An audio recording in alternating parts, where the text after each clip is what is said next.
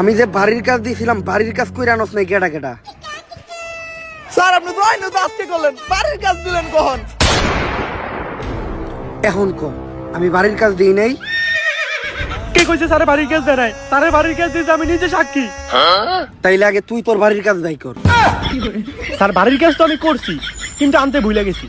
বুঝলা তো যাইতেই পারস, পোলাপান মানুষ। আচ্ছা, ওই যে চশমা পরা একটা মহিলা পূর্ণ ভিডিওতে কাজ করে, ওই মহিলার নামটা জানি কি? আরে স্যার ওর নাম তো মিয়া খলিফা, এইটা জানেন না আপনি? আচ্ছা, লাইলা গানে যে নায়িকাটা নাচছিল ওর নামটা জানি কি? স্যার সানি লিওন কি নাচটাই না দিছিল, এখনো চোখের সামনে ভাসে। আচ্ছা, তুফান ছবিতে সাকিব খানের নায়িকা জানি কেডা ছিল? আরে স্যার ওটা তো মিমি চক্রবর্তী আছিল। গানটা আপনি শুনেন নাই? দুষ্টু কোকিল ডাকে রে কুক কুক কুক কুক। এগুলো তো তোর ঠিকই মনে আছে। বাড়ির কাজ আনার কথা তুই ভুললি কেমনে? বাড়ির কাজ আনার কথা ভুললি কেমনে? ভুললি কেমনে তুই এটা? আমার হাত। স্যার মেয়েরাও তো বাড়ির কাজ নিয়ে হয় নাই। কি মেয়েরা বাড়ির কাজ আনে নাই? আনে নাই তো সমস্যা কি? বাড়ির কাজ বাড়িতে রেখে গেছে। এই চুপ চুপ চুপ, কবল ভালোতে তোর ডাইনাত চালাইছে। যদি বামাত চালাইতো তাহলে আর বামাতের কাম করা পারতি না। ঠিকই কইছো। এখন প্রথমে আমি তোমাদেরকে শিখাবো যে গ্রামার কাকে বলে। গ্রামে যে মায়েরা থাকে তাদেরকেই গ্রামার বলে।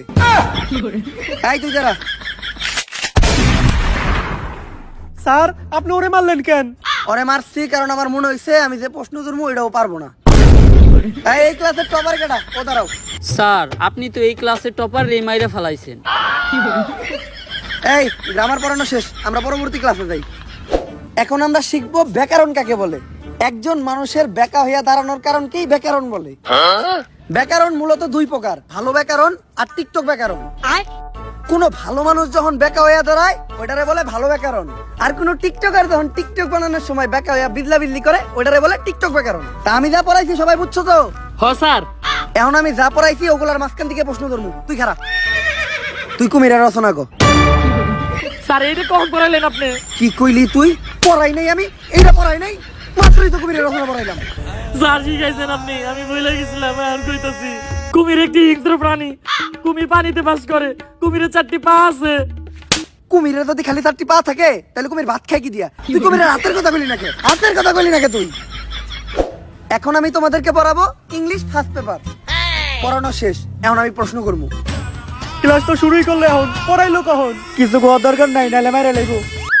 এই তুই খারা, আমি যেটা ইংলিশে কমু ওইটাই তোর বাংলায় কইতে হইব। আই উইল কিল ইউ এর বাংলা কি? আরে স্যার এটা তো আমি পারি, এটা তো একদমই সহজ। এখন দিয়ে আপনি আমার কেমনে মারেন? আই উইল কিল ইউ মানে আমি তোমাকে খুন করব। কি কইলি তুই? তুই আমারে খুন করবি? তুই তোর স্যাররে খুন করবি? এই কথা কইলি কেমনে তুই? এই কথা কইলি কেমনে? কেমনে কইলি তুই?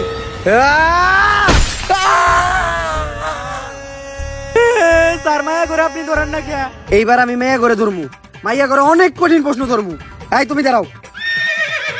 এইবার ঠিক আছে, তুমি বলো অ্যাপেলের বাংলা কি?